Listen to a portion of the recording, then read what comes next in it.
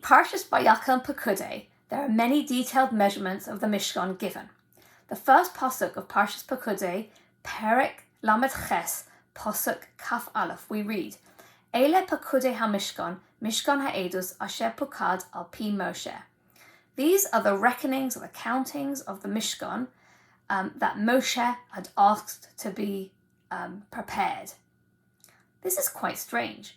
Rashi says that all the weights of all the metals were enumerated which were given as a contribution for the Mishkan of silver, gold and copper. The Medrash Tanchuma, Buba Pekudei, number 4, says why did Moshe feel he had to make an accounting of what he spent, the donations that were given to the Mishkan, when HaKadosh Baruch Hu trusted him himself? And the Medrash answers something fascinating, that Moshe had heard Israel speaking behind his back. And they said, look at Moshe's neck, look at Moshe's thighs, implying that they were fat and chubby, because they suggest that this is what the Israelites would have said.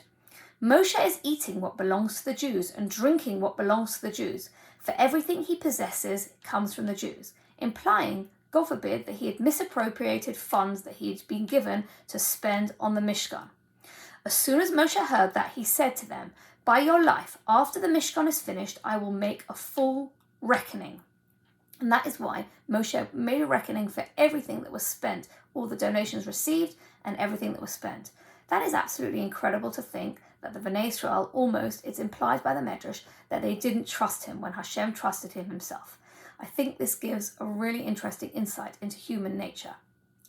Ramban asks, how come then that the measurements were not given for the Kiyah HaNachoshes? And he says the following, Lo hiski HaKiyah v'HaKano, ki lo na'aseh b'mishkal, aval kol hamaros sheheviu hanoshim hatzovos shom, bohem v'lo yoda Moshe mishkalo.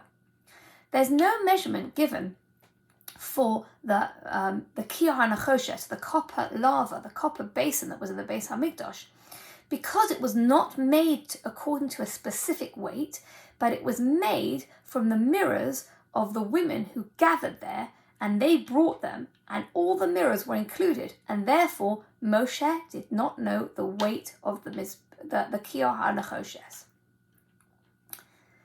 Let's look in more detail at this Kiyah and when it was built. In Shemos, Perek Lamed Ches, Pasuk Ches, we read, Vayas es HaKiyah HaNachoshes,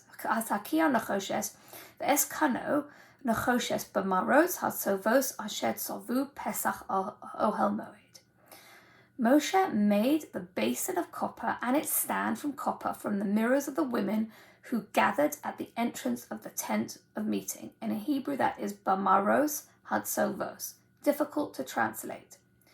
Rashi on that posuk says miroirs, belaz. In Old French, the word sounds very similar to the new word in actual French, modern French today, mirrors, miroir.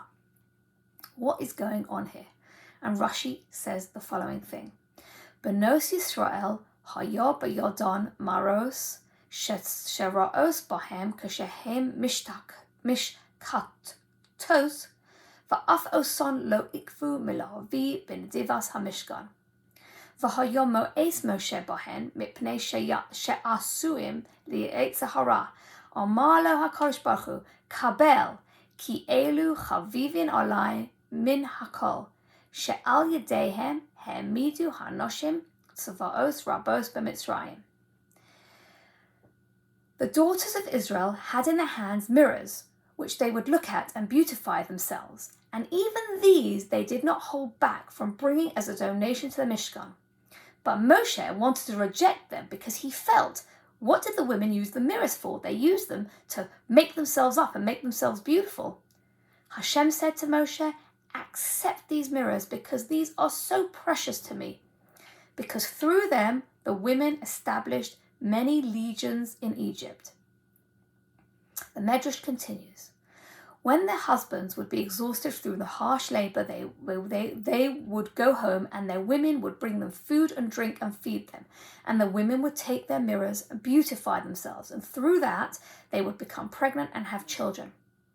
The copper basin was made with these mirrors. And even though Moshe didn't want to use them for the Mishkan, Hashem said, use them. These mirrors are precious to me.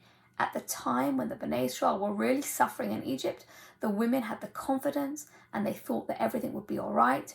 And they used it to continue having children.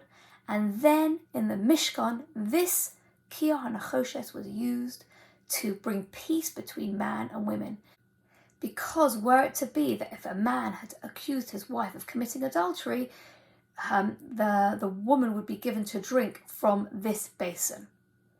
This is a very strange midrash, but I think it's absolutely incredible to think that the women who didn't want to donate their jewellery to the golden calf, which we spoke about last week, were the first to donate their jewellery for the Mishkan.